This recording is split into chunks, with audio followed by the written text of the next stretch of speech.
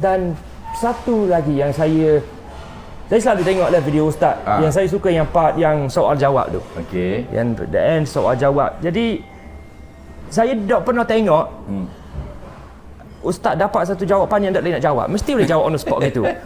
Adakah soalan itu planted dah? Okay. Ataupun ustaz memang apa rahsia boleh jawab spontan on the spot gitu? Orang tanya soalan apa-apa pun memang boleh jawab. Apa rahsia dia? Saya kuliah mengajar setengah jam. Lepas tu 1 jam jawab soalan. Supaya orang yang hadir dapat selesai masalah masing-masing. Kalau kita cerita tajuk kita satu je, orang tak selesai masalah. Jadi sekurang-kurangnya 20 orang. Paling pendek 20 soalan. Tak, paling banyak 30-40. Jadi banyak dah orang tanya, bukan Mak Dan saja, kenapa ustaz boleh jawab semua? Okey, dia ada beberapa jawapan. Yang pertama, kerana kita sudah tahu. Mak Dan pergi masjid. Okey, ramai orang. Kasut ada 300-400 kasut. Okey. Bila Mak Dan masuk masjid, letak kasut di situ. Okey. Bila Mak Dan keluar masjid nak balik, senang tak nak dapatkan kasut tu?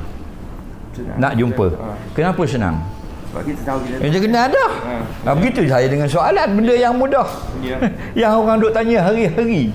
Nampak? Hari-hari daripada saya 20 tahun dah, benda yang sama saja. Ini bab nikah ni, bab ni, bab semayang ni, bab zakat ni, bab haji ni, bab baju, bab kasut, bab jual, bab itu, bab puasa, yang sama saja. Jadi bolehlah jawab. Mesti ada macam cuba kasut orang kita. Mak Dan, saya hello Mak Dan, awak keluar ke pintu masjid, tolong ambil kasut saya. Warna hijau, tali warna hitam. Payah awak nak cari. Tapi dah kalau kasut Mak Dan, senanglah jumpa. Begitulah. Itu satu jawapan. Kerana orang yang bertanya yang benda yang sama ditanya. Bila benda yang sama, saya boleh jawab lah. Kalau ditanya benda yang lain, baru saya tergagap-gagap. Yang kedua, audien yang datang bertanya tu bukan orang yang ulama, orang awam, standard orang awam. Bila orang awam, soalan mereka itu mudah bagi orang yang tahu. Bagi mereka soalan jadi tak tahu. Tapi yang bertanya itu orang biasa, soalan akan biasa. Jadi tak boleh nak kata saya pandai sebab jawab soalan orang ramai. Kalau kita nak kata orang yang pandai ni, dia dapat jawab soalan ulama, baru orang tu pandai. Yang tanya depan-depan tu tok guru ulama, barulah saya pandai boleh jawab. Tapi kalau saya tengok tok guru depan, saya lari awal dah. Nampak?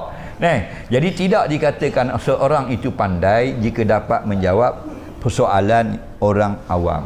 Yang boleh kita kata pandai ialah dapat menjawab soalan ulama. Itu saja. Dan yang ketiga, ada soalan-soalan yang saya tak pernah dengar, tak tahu jawapan, saya selit di bawah tu dan tinggalkan. Jadi orang ingat saya dapat jawab semua. Dia ingat kita dapat jawab semua. Yang betulnya tak dapat jawab. Maksudnya kalau nampak ustaz tu tengok ni selit ke bawah tu dia nak jawab tu. Aku tinggal gitu, aku tak pernah. Kalau nak jawab apa kita tak tahu, berdosa kita jawab. Jadi aku selit celah tu, orang pun boleh jawab semua. Dia tak tahu. Padahal kita juga tak pandai juga. Okey.